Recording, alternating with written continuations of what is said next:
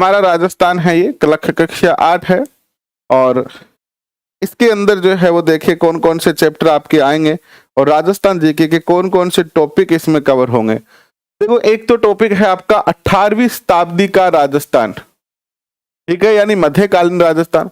इसके बाद 1857 का स्वतंत्रता संग्राम, 1857 की जो क्रांति है वो रिटेल फर्स्ट सेकंड ग्रेड इन सभी एग्जाम में आती है, क्योंकि एक ऐसा टॉपिक है जो एवरग्रीन टॉपिक है। चाहे आप राजस्थान के या भारत के किसी भी एग्जाम की तैयारी करो, 1857 की क्रांति से तो क्वेश्चन पूछा ही जाता रहा है। इसके बाद आधुनिक राजस्थान का निर्माण कैसे हुआ, जैसे कि राजस्थान का एकीकरण, फिर आता है जनसंख्या, उद्योग, परिवहन, पर्यटन, विकास योजना, जन जागरण एवं सामाजिक सुधार हेतु राजकीय प्रयास, ग्रामीण प्रशासन और आपका सांस्कृतिक, राजस्थान की संस्कृति।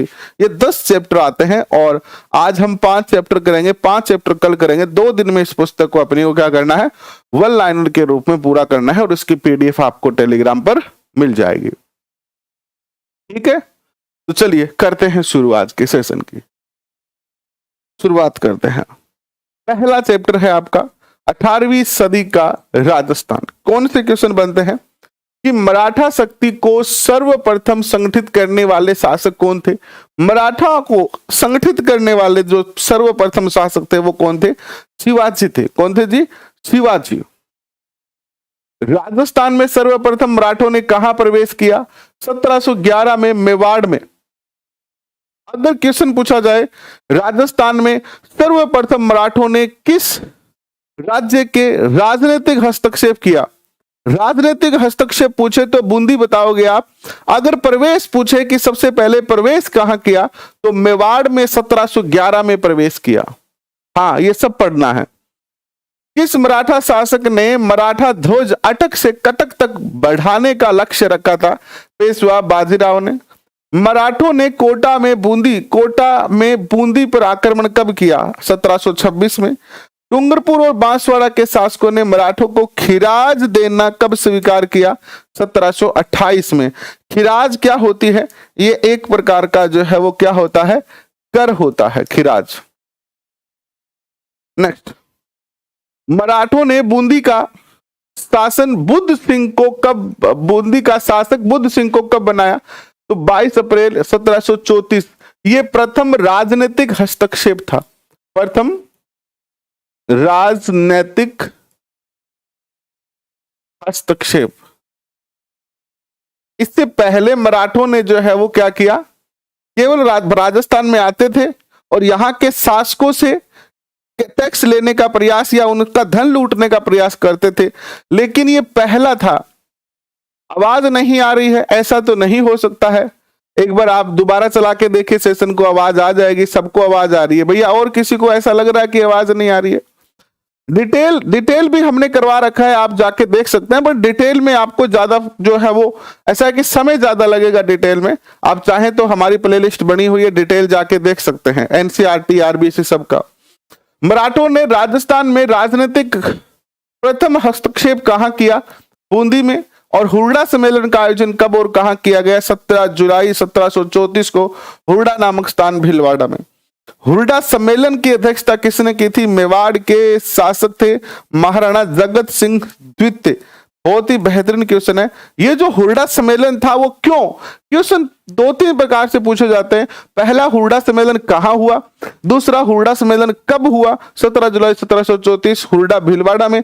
तीसरा क्वेश्चन कि हुरडा सम्मेलन क्यों किया गया था, मराठों से राजस्थान को बचाने के लिए, कि मराठों से राजस्थान को कैसे बचाया जाए, है ना, क्योंकि मराठा यहाँ पर बार बार जो है वो आक्रमण कर रहे थे और मराठों से काफी ज्यादा यहाँ के शासक परेशान थे। चौथा क्वेश्चन, हुरडा सम्मेलन का आयोजन किसने किया, जगत सिंह द्वितीय ने।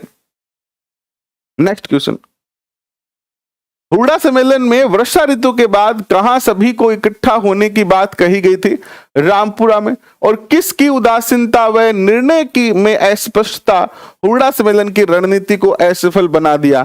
किसके कारण हुरडा सम्मेलन असफल हुआ, किस शासक के कारण हुरडा सम्मेलन असफल हुआ, तो ये थे आमेर के शासक सवाई जय सिंह। और पेशवा बाजीराव ने अपनी माता को राजस्थान में तीर्थ यात्रा पर कब भेजा? तो 1735 में राधाबाई को, है ना, राधाबाई को भेजा था। नेक्स्ट क्वेश्चन, जयपुर के महाराणा अमर सिंह द्वितीय की पुत्री चंद्र कुमारी का विवाह किससे हुआ? जयपुर के सवाई जयसिंह के साथ हुआ 1708 में, और इस शर्त के साथ हुआ कि चंद्र कंवरी और सवाई जयसिंह से जो संतान उत्पन्न होगी वो क्या बनेगी? जयपुर की शासिका बनेगी, या जयपुर का शासक, शासिका नहीं बनती थी, शासक बनेगी।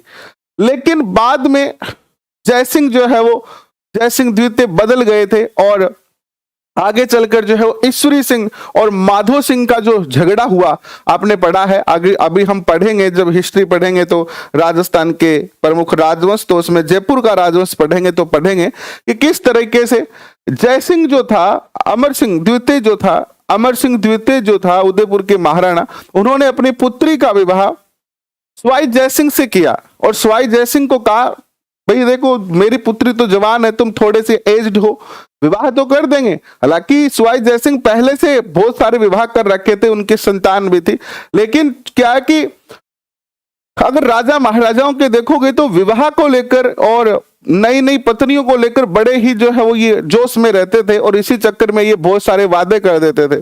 तो इसने विवाह के चक्कर में वादा कर दिया सवाई जयसिंह ने कि ठीक है, थारी पुत्री हूं, जो मेरे बेटो होगो मैं शासक बना दूंगा, लेकिन बाद में क्या हो वो उत्तराधिकार को युद्ध को कारण बन गयो। ठीक है, उत्तराधिकार के युद्ध का कारण बना वो।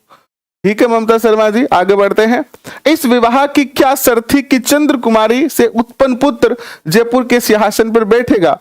सवाई जयसिंह का बड़ा पुत्र कौन था? ईश्वरी सिंह था, जिसने बाद में इसर लाट से कूदकर क्या कर ली थी? आत्महत्या कर ली थी। मेवाड़ की राजकुमारी चंद्र कुंवरी और सवाई जयसिंह से उत्पन्न पुत्र का नाम था माधो सिंह। अब देखो शासक कौन बन गया? हमारे जो राजपूत शासक थे उनमें यह रूल था कि जो बड़ा पुत्र है वो शासक बनेगा। वादा कर दिया कि माधो सिंह को शासक बनाएंगे, लेकिन शासक कौन बन गया? ईश्वरी सिंह। अब माधो सिंह और ईश्वरी सिंह की लड़ाई शुरू हो गई। यहां पर माधो सिंह ने किसकी सहायता से ईश्वरी सिंह को चुनौती दी? मामा जगत सिंह द्वितीय की सहायता से, जो कि उदयपुर के शासक थे। इस मराठा शासक ने माधो सिंह का साथ दिया, मराठा सरदार महराव होलकर। अब एक इतिहास में आपको बहुत अच्छा चीज सीखने को भी मिलेगा।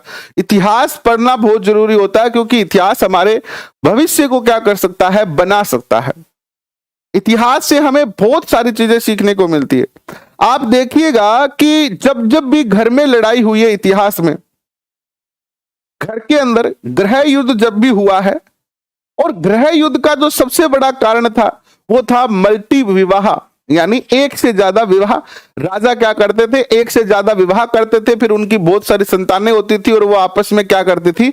सत्ता के लिए लड़ती थी। और जब सत्ता के लिए गृह युद्ध होता था तो इसका सबसे बड़ा फायदा कौन उठाते थे? दूसरे लोग उठाते थे, है ना। दूसरे लोग, जैसे मराठाओं ने उठाया, बाद में अंग्रेजों ने भी उठाया। तो घर में अगर हम आज, हालांकि मल्टीपल विवाह तो नहीं होते हैं, लेकिन एक ही परिवार होता है और उसमें एक से ज्यादा बच्चे होते हैं, जैसे आजकल तो 2 ही बच्चे होते हैं, लेकिन उन 2 में भी झगड़ा हो जाता है। और जब घर के अंदर हम झगड़ा करेंगे, चाहे सास बहू हो, भाई भाई हो, अगर हम झगड़ा करेंगे तो इसका फायदा कोई तीसरा उठाएगा। तो हमें अपने घर को, परिवार वालों के साथ मजबूती से खड़ा रहना चाहिए, झगड़े से बचना चाहिए। लेकिन बचना बड़ा मुश्किल है, बचा ही नहीं जाता है, हो ही जाते हैं झगड़े। चलो आगे बढ़ते हैं। ईश्वर सिंह और माधो सिंह के मध्य कौन सा युद्ध हुआ था? राजमहल का और बगरू का युद्ध। ये 2 युद्ध हुए थे। पूछा जाता है, ये दोनों ही जयपुर के आसपास के युद्ध हैं। इसकी कुटिलता के कारण सूर्य सिंह को आत्महत्या करनी पड़ी। सूर्य सिंह नहीं है, ये ईश्वरी सिंह शब्द था। क्या नाम था यहां पर? ईश्वरी सिंह। ईश्वरी सिंह को आत्महत्या करनी पड़ी। सेनापति हर गोविंद नाटानी था जिसने धोखा दे दिया था ईश्वरी सिंह को, और अंत में उन्हें जो है वो ईसर लाट से कूदकर आत्महत्या करनी पड़ी। जोधपुर में किसके मध्य उत्तराधिकार संघर्ष प्रारंभ हुआ? राम सिंह और बख्त सिंह के मध्य। इसके बाद देखिएगा, अंग्रेजों ने राजपूतों के साथ संधि करनी शुरू की।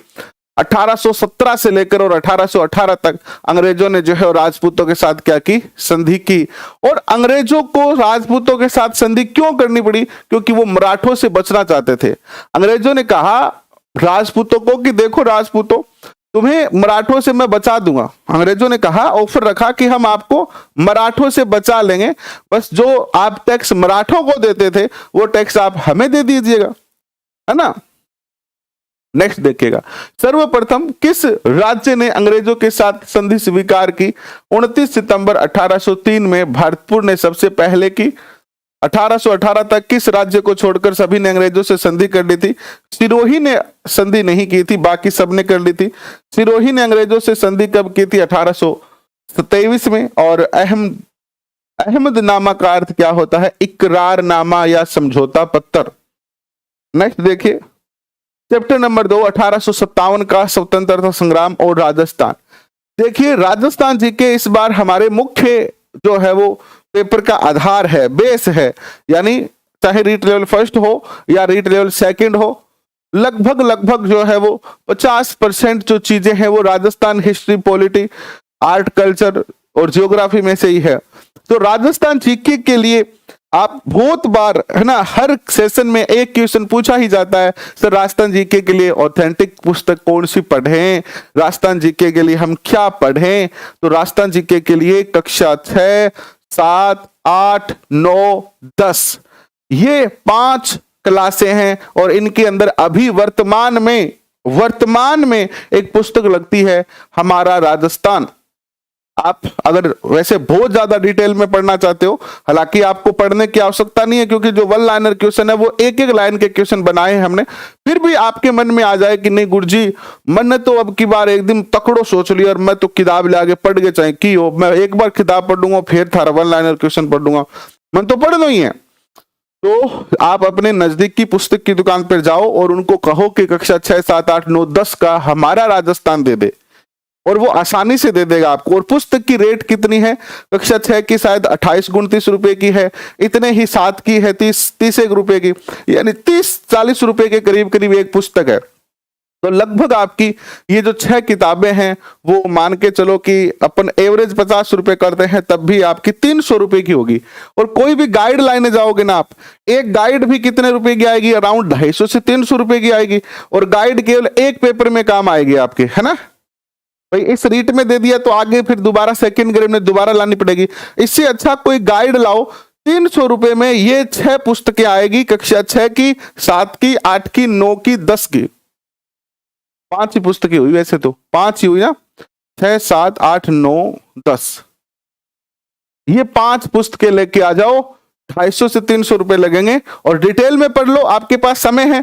और फिर आप 1 लाइनर क्वेश्चन इनका जो है वो रट्टा मार लो, मैं सीधी भाषा में कह रहा हूं, रट्टा मार लो, आपका राजस्थान जीके एकदम जबरदस्त हो जाएगा। और कोई भी पेपर देना, रीट मुख्य परीक्षा देना, फर्स्ट ग्रेड देना, सेकंड ग्रेड देना, आरएस देना, पटवारी देना, पुलिस देना, ये कॉमन इंटरेस्ट एग्जाम देना, कोई भी देना, और ये पुस्तकें आपके हमेशा काम आएगी, हमेशा काम आएगी। जब तक आप कंपटीशन पेपर दोगे तब तक काम आएगी, और जब आप कंपटीशन पेपर देना बंद कर दो, यानी आप जब पूर्णतः सफल हो जाओ, आप जब पूर्णतः संतुष्ट हो जाओ, तो किसी गरीब आदमी को दान दे देना, है ना, किसी ऐसे बच्चे को दे देना जो पढ़ना चाहता है और उसके पास दिक्कत है। सबसे अच्छा है ये, पैसे का सबसे अच्छा उपयोग। नेक्स्ट देखो, 1857 कंपनी ने आंतरिक शासन में हस्तक्षेप करते हुए जोधपुर पर अधिकार कब कर लिया था? 1839 में कंपनी ने जो है, यानी ईस्ट इंडिया कंपनी ने इस पर जो है अधिकार कर लिया था। डिटेल में भी है, आरबीएसई है, कक्षा 6, 7, 8 तक तो पूरी है और शायद 9वीं क्लास पूरी नहीं है। आप देखो, मैंने खुद ही करवाई है।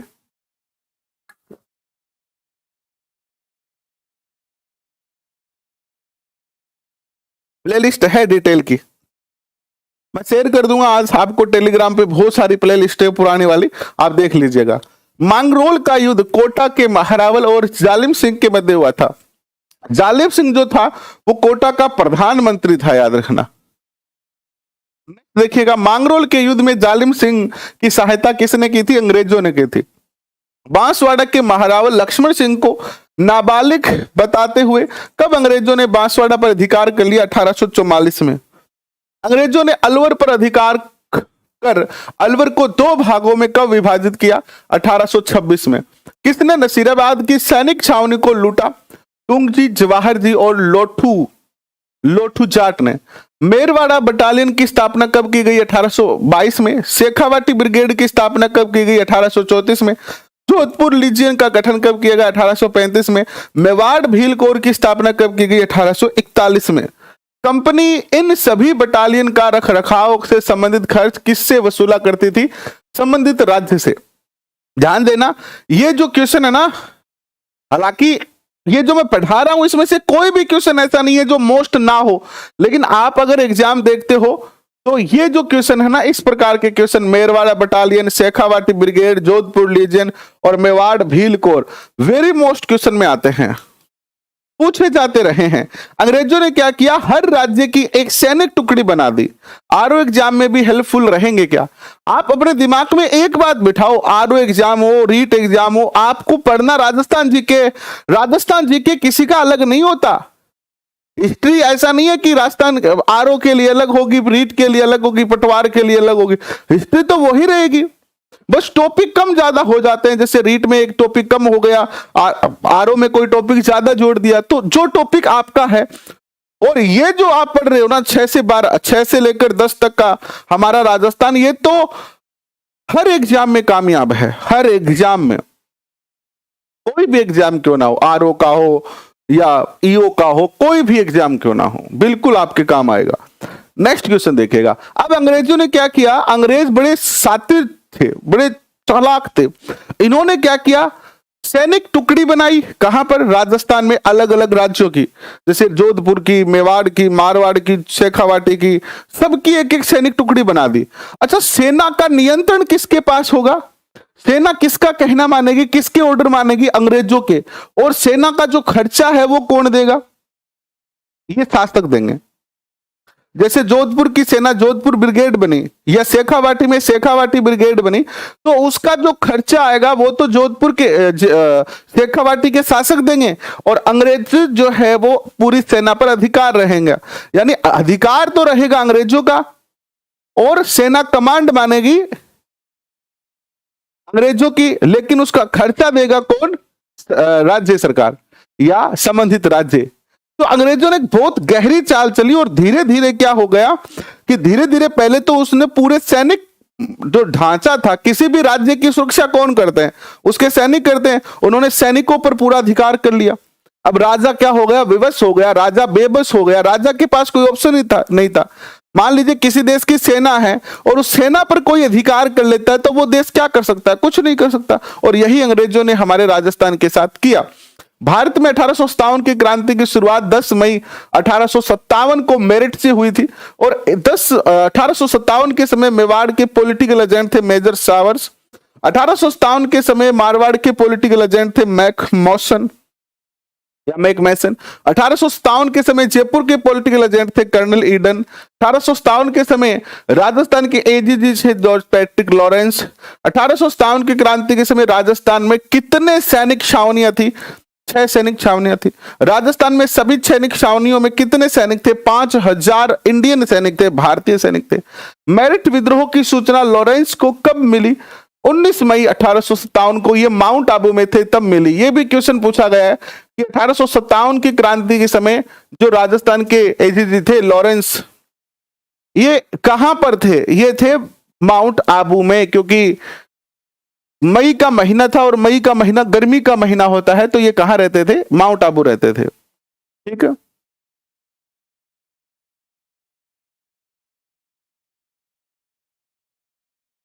नहीं तो मैंने तो पढ़ा रखा है डिटेल में, मैं तो कह रहा हूं कि डिटेल में पढ़ना है वो पढ़ो जाके, लेकिन आप पढ़ के देखो एक आधा चैप्टर डिटेल में। लेकिन हमने जो क्वेश्चन करवाए हैं वो लाइन टू लाइन करवाए हैं। क्वेश्चन तो आपको यही याद करने, चाहे डिटेल में पढ़ो चाहे कैसे ही पढ़ो।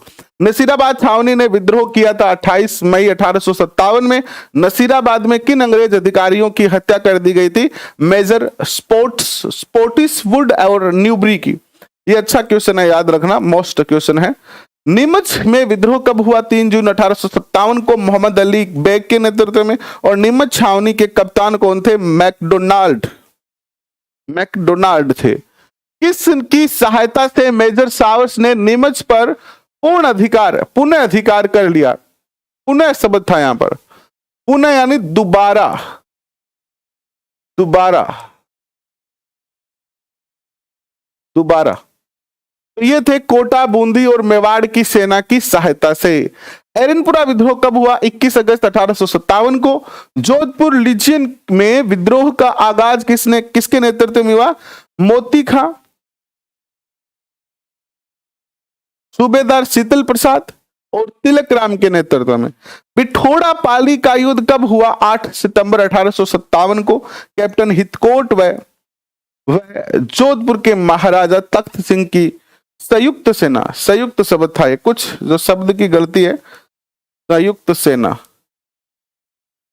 संयुक्त सेना और ठाकुर कुशाल सिंह के मध्य ये जो है युद्ध होता है। नेक्स्ट देखिए, छेलावास का युद्ध हुआ 18 सितंबर 1857 को जोधपुर के पॉलिटिकल एजेंट मॉकमेसन और ठाकुर कुशाल सिंह के मध्य। और किस अंग्रेज अधिकारी का सर काटकर आउवा के किले के दरवाजे पर लटका दिया गया था? मैकमेसन की। और किसके नेतृत्व में आक्रमण कर जनवरी 1858 को आउवा के किले पर अधिकार किया गया था? ब्रिगेडियर होम्स के। और ढोल बाजे, चंग बाजे, ढोल बाजे, चंग बाजे, भलो बाजे बांकियो, एजेंट को मारकर दरवाजे पर टांकियो। इस गीत में किसके सर काटने की बात कही गई है? इस गीत में किसका सर काटने की बात कही गई है? हाँ, आरबीएससी पढ़ा रहे हैं, आरबीएससी एनसीईआरटी, एनसीईआरटी है ये, अभी वर्तमान में एनसीईआरटी के रूप में ये लागू है। क्वेश्चन देखिएगा नेक्स्ट।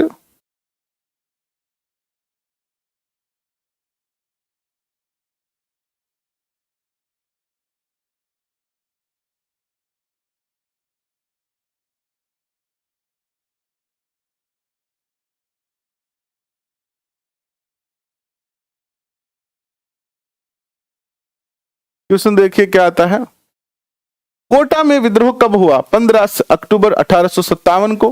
कोटा में विद्रोह का नेतृत्व किसने किया? ये जो नेतृत्व करता है क्रांति में, ये जरूर याद रखना आप, जयदयाल खां और मेहराब खां ने। राजस्थान में सबसे ज्यादा सुनियोजित और सुनियंत्रित जो क्रांति हुई थी वो कोटा में ही हुई थी। और कोटा पर एक तरीके से कोटा जो है आजाद हो चुका था, कई दिनों तक आजाद हो चुका था, लोग बिल्कुल आजादी की श्वास लेने लगे थे, है ना। लेकिन फिर अंग्रेजों ने पुनः अधिकार जो है कोटा पर कर लिया था। कहां के विद्रोहियों या क्रांतिकारियों ने कैप्टन बर्टन का सर काटकर जो है शहर में घुमाया? कोटा में। कोटा विद्रोह के समय कोटा के शासक थे महारावल राम सिंह द्वितीय। और अंग्रेजों ने दोबारा सभी रियासतों पर अपना नियंत्रण कब स्थापित कर लिया? जून 1858 में।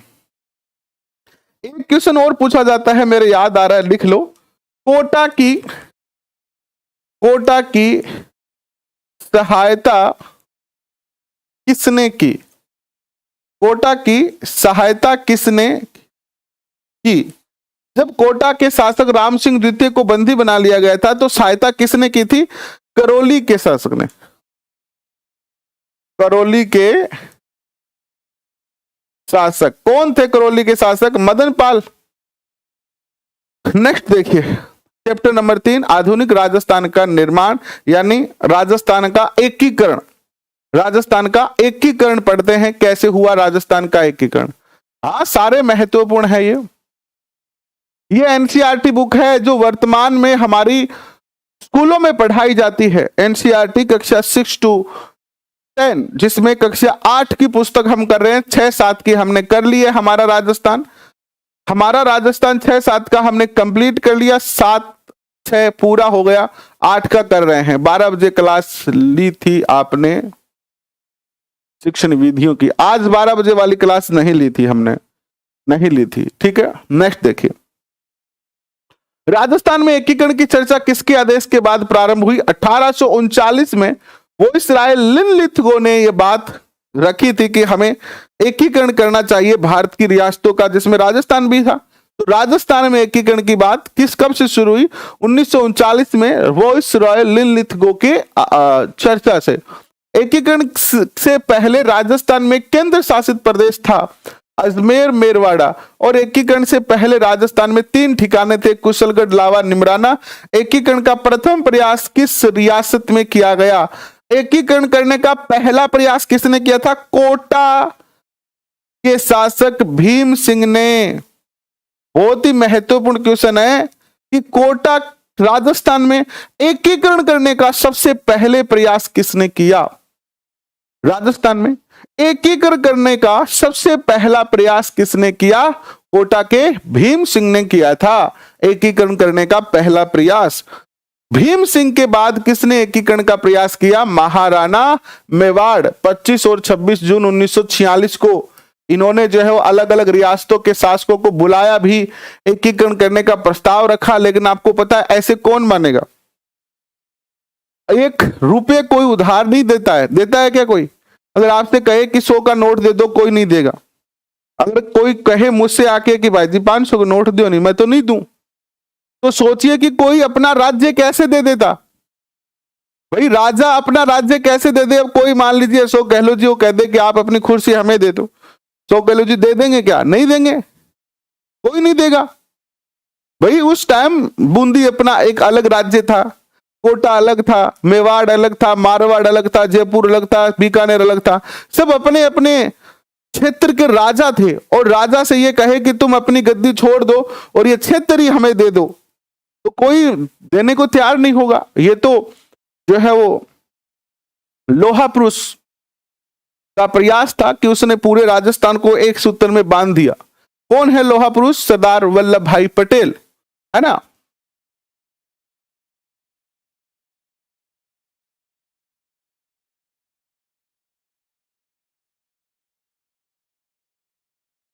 अब देखो नेक्स्ट, यहां पर हमने आपकी बुक से एक सारणी दी है, आपको शायद यहां पर तो कम दिख रही होगी, यहां पर आपको कम दिख रही है, पूरी नहीं दिख रही है, पीडीएफ में पूरी दिखेगी। इसमें हमने क्या दिया है कि प्रथम जो चरण था वो था कौन सा? मत्स्य संघ। कौन सा था? मत्स्य संघ नाम था इसका पहले चरण का। कब हुआ? 17 से 18 मार्च को, 17-18 मार्च 1948 को हुआ। और कौन कौन से इसमें शामिल थे? अलवर था, करौली, धौलपुर, अलवर, धौलपुर, भरतपुर, करौली, ये 3 राज्यों को मिलाकर, किस किस को मिलाकर? अलवर, धौलपुर, भरतपुर और करौली, इन चारों को मिलाकर एक जो है वो क्षेत्र बनाया गया और इसको नाम दिया गया क्या? मत्स्य संघ। तो एकीकरण का पहला जो था वो कौन सा चरण था? मत्स्य संघ। इसके बाद द्वितीय चरण में इसमें और क्या हुआ? अलवर को इसमें राजधानी बनाया गया। धौलपुर के महाराजा उदय भान सिंह राज प्रमुख व शोभाराम कुमावत प्रधानमंत्री बने। आपको मतलब इसमें क्या क्या याद रखना है? ये पीडीएफ आपको शायद अब पूरी नहीं दिख रही होगी, यानी क्लियर नहीं दिख रही होगी, थोड़ी सी ब्राइटनेस ज्यादा है, लेकिन मैं आपको जो पीडीएफ दूंगा तो उसमें आपको पूरा दिखेगी। क्या क्या याद रखना है? कौन सा चरण कब हुआ? जैसे मत्स्य संघ 17 से 18 मार्च, इसमें कौन कौन से जिले शामिल थे ये याद रखना है। प्रधानमंत्री कौन बना और राज प्रमुख कौन बना और इसका उद्घाटन किसने किया, इस तरीके के क्वेश्चन याद रखना है। पूर्व राजस्थान संघ 25 मार्च 1948 को, ये आप क्या करना पीडीएफ से पढ़ लेना, बहुत आसान है, कोई दिक्कत नहीं आएगी। तृतीय चरण संयुक्त राजस्थान था 18 अप्रैल 1948 को और इसमें उदयपुर का विलय कर दिया गया था और माणिक्यलाल वर्मा प्रधानमंत्री नियुक्त हुए। पंडित जवाहरलाल नेहरू ने इसका उद्घाटन किया था। चौथा चरण वृद्ध राजस्थान 30 मार्च 1948 को, इस दिन राजस्थान दिवस भी मनाते हैं हम। क्या मनाते हैं? राजस्थान दिवस 30 मार्च को ही राजस्थान दिवस। और इसमें संयुक्त राजस्थान में जयपुर, जोधपुर, बीकानेर, जैसलमेर का विलय किया। 30 मार्च को राजस्थान का स्थापना दिवस भी मनाते हैं और जयपुर के मान सिंह द्वितीय को राज प्रमुख, हीरालाल शास्त्री को प्रधानमंत्री, भूपाल सिंह को महाराज प्रमुख जो हो बनाया गया। इसके बाद 5वां चरण होता है संयुक्त वृद्ध राजस्थान। 15 मई 1949 को वृद्ध राजस्थान में मत्स्य संघ को मिला दिया गया। और 6ठा चरण होता है राजस्थान जो 26 जनवरी 1950 को आता है। सिरोही व देलवाड़ा आबू क्षेत्र को छोड़कर पूरा राजस्थान जो है वो मिल गया था। और 7वां चरण था राजस्थान। 1 नवंबर 1956 को राजस्थान में आबू, देलवाड़ा, अजमेर, मेरवाड़ा व मंदसौर मध्य प्रदेश के सुनील टप्पा क्षेत्र का विलय कर एकीकरण की प्रक्रिया को क्या कर दिया गया था, पूर्ण कर दिया गया था। और झालावाड़ का सिरोंज क्षेत्र मध्य प्रदेश को सौंप दिया गया था। अब आता है चैप्टर नंबर 4 जनसंख्या। क्या आता है? चैप्टर नंबर 4 जनसंख्या। बिल्कुल 30 मार्च को क्लास रुक रही है क्या? बिल्कुल भी क्लास अभी तो नहीं रुक रही है। रुकेगी तो मैं बता दूंगा। हमारे यहाँ क्लास रुकती है तो पूरी रुक जाती है ना। ये हमारे नेट की खासियत है कि बीच में ऐसे नहीं रुकती है क्लास की, रुक रुक के चलेगी नहीं तो पूरी बंद ही हो जाएगी। फिर अभी नेट ठीक चल रहा है। सुबह रात वाली क्लास में नेट में दिक्कत आ गई थी तो बीच में क्लास रुक गई थी।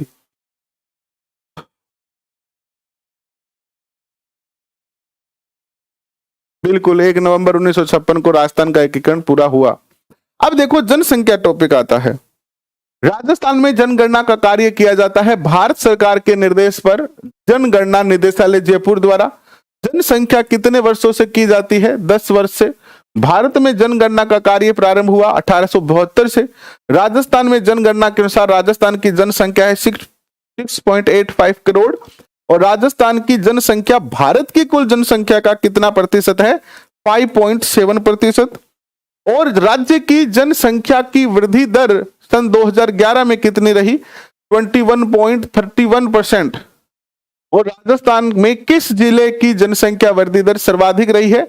बाड़मेर की 32.5%। सर्वाधिक वृद्धि दर बाड़मेर में रही है, याद रखना। ये राज्य में सबसे कम वर्षा किस जिले में रही? ये गलत हो गया यहां पर। किस जिले सबसे कम वृद्धि दर, जनसंख्या वृद्धि दर किस जिले में रही? तो गंगानगर जिले में रही 10%।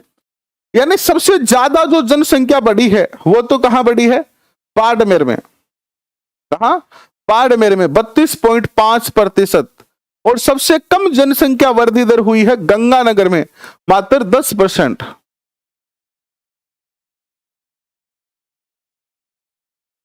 ठीक है, नेक्स्ट देखिए। राजस्थान का जनसंख्या घनत्व है 200 व्यक्ति प्रति वर्ग किलोमीटर और सर्वाधिक जनसंख्या घनत्व है जयपुर का 595 व्यक्ति प्रति वर्ग किलोमीटर। सबसे कम जनसंख्या घनत्व है जैसलमेर का 17 व्यक्ति प्रति वर्ग किलोमीटर। राजस्थान की कुल जनसंख्या का कितना प्रतिशत जयपुर में निवास करता है? 10%। और राजस्थान की कुल जनसंख्या का कितना प्रतिशत जैसलमेर में निवास करता है? मात्र 1%। जैसलमेर में 1% लोग रहते हैं टोटल राजस्थान की जनसंख्या का और जयपुर में 10% लोग रहते हैं।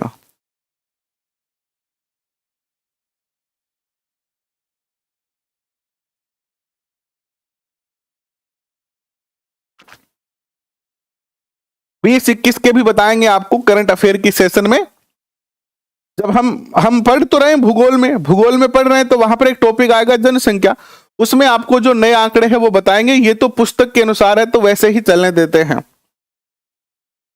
नेक्स्ट देखिएगा, पश्चिमी मरुस्थली प्रदेश जो राजस्थान का 61% भूभाग है, वहां कितना प्रतिशत जनसंख्या निवास करती है? 40%। यह है राजस्थान का वृद्धि दर। देखो सबसे ज्यादा यहां सबसे ज्यादा लाल रेड जोन बन गए, सबसे ज्यादा वृद्धि दर। और इसमें आप देख सकते हो कितनी 31.8%। दूसरे नंबर पर आता है कौन सा? बाड़मेर, जैसलमेर। बाड़मेर में सबसे ज्यादा, जैसलमेर में सबसे ज्यादा, बाड़मेर में तो सबसे ज्यादा कितना? 32.5। और जैसलमेर 2 नंबर पर रहा, सेकंड नंबर पर जैसलमेर 31.8। ये बाड़मेर जैसलमेर में जनसंख्या वृद्धि दर हो क्यों रही है? क्योंकि वहां पर एक तो डेवलपमेंट हुआ है, वहां पर डेवलपमेंट होने के कारण वहां पर ज्यादा लोग अब निवास करना चाहते हैं। पहले जैसलमेर और बाड़मेर को बैकवर्ड समझा जाता था, आज भी हालांकि ऑफिशियल रूप से तो बैकवर्ड ही है, लेकिन आज जैसलमेर और बाड़मेर जब से वहां पर तेल के और गैस के जो भंडार मिले हैं, जैसलमेर बाड़मेर का बहुत अच्छा डेवलपमेंट हो रहा है और वहां डेवलपमेंट के साथ साथ जनसंख्या भी बढ़ती जा रही है, जो अच्छी बात नहीं है जनसंख्या बढ़ना। और सबसे कम जनसंख्या देखो गंगानगर की बढ़ी है, सबसे कम, केवल मात्र 10% ही यहाँ की जनसंख्या जो है वो बढ़ी है। चूरू में 20.3, झुंझुनू में 11.7, जयपुर में भी अच्छी खासी बढ़ी है 26.2। तो ये मैप आप देख लेना, आपको मिल जाएगा ये पीडीएफ में। कुल जनसंख्या की बात करते हैं तो ये है आपकी कुल जनसंख्या। इसमें अलग अलग जिलों वाइज जनसंख्या दिखाई गई है, जैसे जयपुर की अलग दिखाई गई है, अलवर की अलग दिखाई गई है। तो इस मैप को भी आप देख सकते हैं, ये काम की चीज है, अच्छी चीज है ये भी। पश्चिमी मरुस्थलीय प्रदेश का जनसंख्या घनत्व है 130 व्यक्ति प्रति वर्ग किलोमीटर। पश्चिमी जो मरुस्थलीय प्रदेश है, मरुस्थलीय प्रदेश में 130 व्यक्ति ही रहते हैं 1 किलोमीटर वर्ग में। पूर्वी राजस्थानी भाग जो राजस्थान का 20% है, कितनी प्रतिशत जनसंख्या निवास करती है? 33% जनसंख्या निवास करती है। पूर्वी मैदानी भाग का जनसंख्या घनत्व कितना है? 332 व्यक्ति प्रति वर्ग किलोमीटर। जन घनत्व प्रति व्यक्ति देखो, जैसलमेर में सबसे कम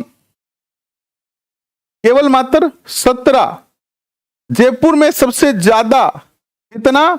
595 सबसे ज्यादा।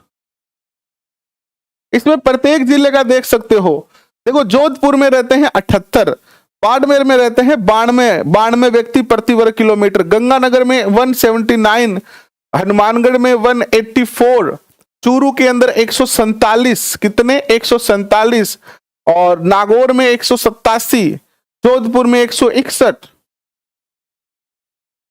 ये रहा आपका सिरोही में 202। इस तरीके से आप देख सकते हो। यहां ये जो डूंगरपुर बांसवाड़ा है, यहां पर भी जनसंख्या घनत्व ज्यादा है, क्योंकि यहां पर आदिवासी वगैरह रहते हैं। 368 और 397। यहां देखिए जयपुर के आसपास, भरतपुर में जो 503 और धौलपुर में 398।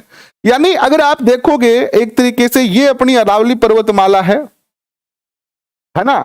अरावली पर्वतमाला के इस दिशा में वर्षा भी कम होती है और लोग भी कम रहते हैं। इस दिशा में वर्षा भी ज्यादा होती है और लोग भी ज्यादा रहते हैं। नेक्स्ट देखिए, 2011 की जनगणना के अनुसार राजस्थान का लिंगानुपात 928 है और 2011 की जनगणना के अनुसार 6 वर्ष से कम आयु के बच्चों का लिंगानुपात 888 है। जनसंख्या का क्वेश्चन याद रखना, ये जरूरी नहीं है कि 21-22 से आए, क्योंकि 21-22 के पूरे डाटा अभी जो है नहीं आए हैं ढंग से। तो क्वेश्चन जो है वो आपसे जो पूछे जाएंगे जनसंख्या के, वो बहुत ज्यादा चांस है कि 2011 की जनसंख्या से पूछे जाए। किससे पूछे जाए? 2011 की जनगणना से पूछी जाए। तो इसलिए 2011 की तो पढ़ना ही है हमें, और बाद में हम 21 वाली भी आपको करवाने का प्रयास करेंगे। और करेंगे क्या? करवाएंगे ही। राजस्थान में सर्वाधिक लिंगानुपात डूंगरपुर में 994 महिला प्रति 1000, यानी डूंगरपुर के अंदर जो है वो 1000 पुरुषों के पीछे 994 महिला है। इसका कारण क्या है? वहां पर लोग कम पढ़े लिखे हैं, और कम पढ़े लिखे लोग हैं तो वो क्या करते हैं? कम जो है वो सोचते हैं ऐसा कि लड़कियां हमारा वंश बढ़ाएगी कि नहीं बढ़ाएगी। पढ़े लिखे ज्यादा लोग सोचते हैं, है ना। राजस्थान में सबसे कम लिंगानुपात कहां है? धौलपुर में 846 है। लिंगानुपात की बात करते हैं तो देखो, यह है लिंगानुपात। जितना भी आदिवासी क्षेत्र है, जितना भी आदिवासी क्षेत्र है, ये देखो एक विश्लेषण देखो आप, कि आज हम पढ़े लिखे हैं, हम अपने आप को पढ़ा लिखा कहते हैं ना, कि गुरुजी मैं तो पढ़ा लिखा, बिल्कुल समझदार, वेल एजुकेटेड। हाँ, लेकिन आप एक बात देखो, एक विश्लेषण करो अपने दिमाग में, कि जितना क्षेत्र हमारा कम पढ़ा लिखा है, यानी जितना आदिवासी क्षेत्र है, जनरली हम मानते हैं कि आदिवासी कम पढ़े लिखे हैं, तो ये जो आदिवासी जो लोग कम पढ़े लिखे हैं, इनका लिंगानुपात देखो ज्यादा है। और सरकार कहती है कि पढ़ाई को बढ़ाओ, है ना, शिक्षा को बढ़ाओ।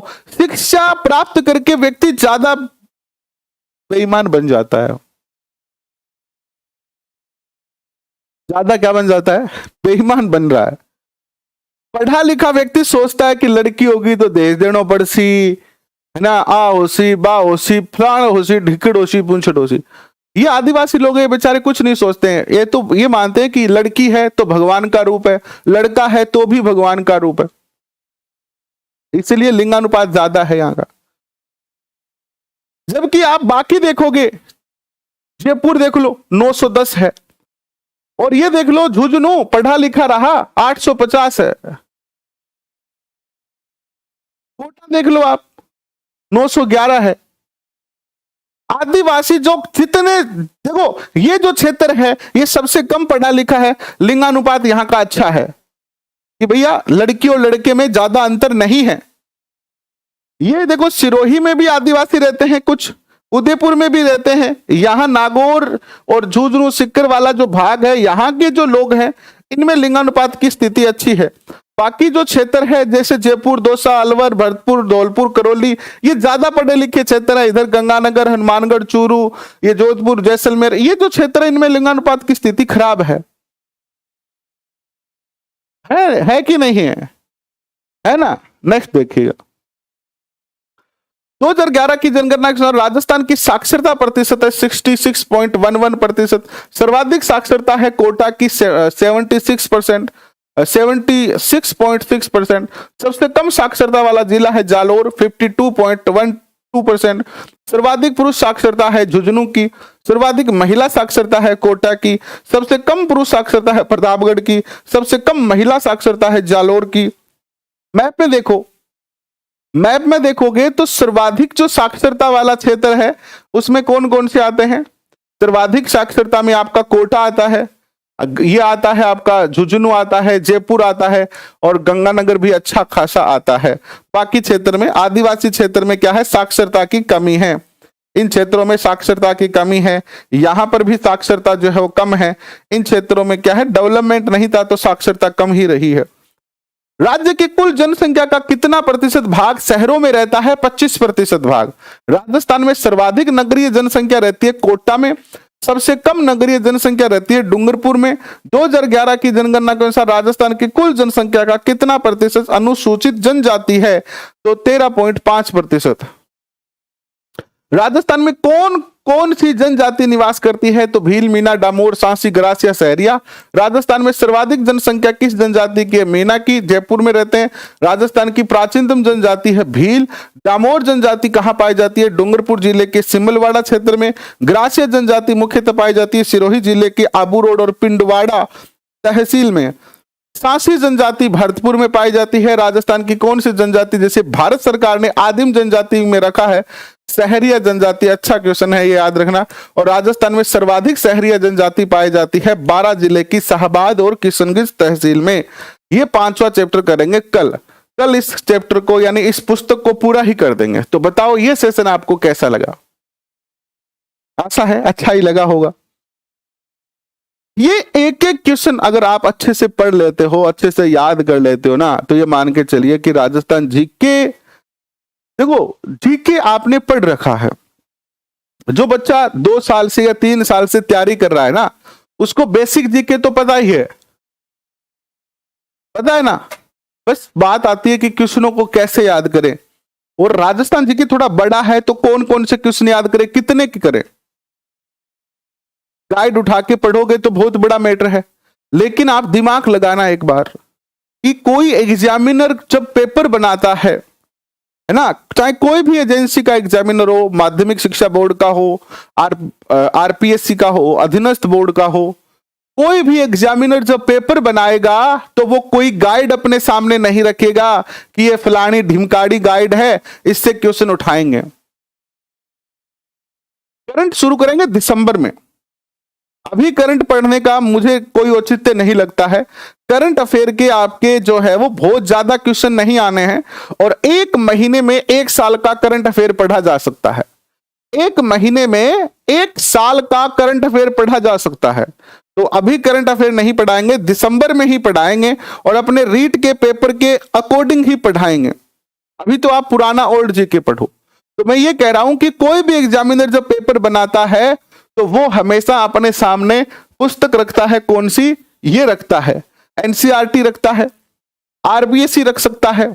जैसे मान लो रीट जैसे पेपर बना रहा है, काल लिख दियोगे, रीट का जैसे पेपर बना रहा है, तो वो क्या करेगा? उसको सरकार क्या आदेश देगी? उसको आदेश देगी कि भैया रीट मुख्य परीक्षा का पेपर बनाना है और लेवल रखना है 12th का, 12th से ज्यादा कठिन क्वेश्चन नहीं आने चाहिए। तो उसको कहा जाएगा कि आप कक्षा 6 से 10 तक की पुस्तक का पेपर बनाओ, तो वो इन्हीं पुस्तकों को उठाएगा। और इन पुस्तकों को अगर हम पढ़ेंगे और गाइड को पढ़ेंगे तो दोनों की तुलना में अगर हमने इन पुस्तकों को अच्छे से पढ़ा है तो एग्जामिनर टॉपिक यहीं से बनाना है, क्वेश्चन यहीं से बनाना है, तो बहुत ज्यादा चांस है कि आपको, देखो मैंने खुद ने भी कोचिंग भी की है, मैंने बहुत सारी गाइडें पढ़ी है, लेकिन पेपर में जब हम चाहते थे, आप अपनी ईमानदारी से बताना कि जब आप पेपर हॉल में बैठते हो जाकर तो आपको ऐसा लगने लगता है, अगर आपने गाइड से पढ़ा है या आपने कोचिंग से पढ़ा है, कि यार मैं तो पढ़ के क्यों नहीं आया हूं, मैं तो पढ़ के नहीं आया हूं, मुझे क्या पढ़ाया गया था कोचिंग में यहां से सब साफ होता है, क्योंकि कोई क्वेश्चन वहां पे सीधा होता ही नहीं है। हाँ, कुछ क्वेश्चन हो सकते हैं सीधे के सीधे जो एवरीग्रीन क्वेश्चन वो आते हैं, बाकी ऐसा लगने लगता है कि हमारे कुछ हमको नहीं आता, पढ़ा हुआ अनपढ़ एक जैसा हो जाता है वहां पर। लेकिन आप अगर खुद सेल्फ स्टडी करोगे और ये पुस्तकें पढ़ोगे ना, तो आपको ये कभी फील नहीं होगा, आपको कभी ये फील नहीं होगा कि आप पढ़ के नहीं आए हैं। इसलिए एनसीईआरटी आरबीएसई पढ़ो, सफलता का मूल मंत्र यही है। चाहे आप किसी से भी पूछ लो, मैं ये नहीं कहता कि मेरी क्लास पढ़ो या मेरे यूट्यूब चैनल पर आके पढ़ो, मैं तो आपसे ये कह रहा हूं कि भैया तुम अगर नहीं पढ़ सकते हो, डिटेल में नहीं पढ़ सकते हो, तो आओ, हम आपको वन लाइनर क्वेश्चन करवा रहे हैं, इनको पढ़ लो कम से कम। और अगर आप डिटेल पढ़ सकते हो तो मार्केट में जाओ, 6 से 12 तक की, 6 से लेकर 10 तक की ये पुस्तकें खरीदो और पढ़ो। लेकिन वो थोड़ी पढ़नी कठिन है, क्योंकि जो चीज, जैसे कोई बीमारी होती है तो हमें इंजेक्शन लगता है, इंजेक्शन लगता है तो दर्द ज्यादा होता है ना, या खारी खारी दवाई दी जाती है, खारी खारी, तो मुंह में लेते हैं तो मुंह खारा हो जाता है। लेकिन वो कड़वी और खारी और इंजेक्शन का जो दर्द है ना, वो दर्द आपकी स्वास्थ्य को अच्छा करने के लिए है। तो इसीलिए एनसीईआरटी और आरबीएसई पढ़ना थोड़ा कठिन है, लेकिन ये कठिनाई आपकी सफलता की राह होगी। अगर आप पढ़ सकते हो तो डिटेल में पढ़ो, अगर आप नहीं पढ़ सकते हो तो वन लाइनर क्वेश्चन पढ़ो। और हमारी प्लेलिस्ट में वन लाइनर क्वेश्चन करवाए हुए हैं, प्रत्येक सेशन की पीडीएफ टेलीग्राम पे मिलेगी। अभी के लिए बस इतना ही, रात को 9 बजे मिलेंगे, तब तक के लिए पढ़ते रहिएगा। धन्यवाद।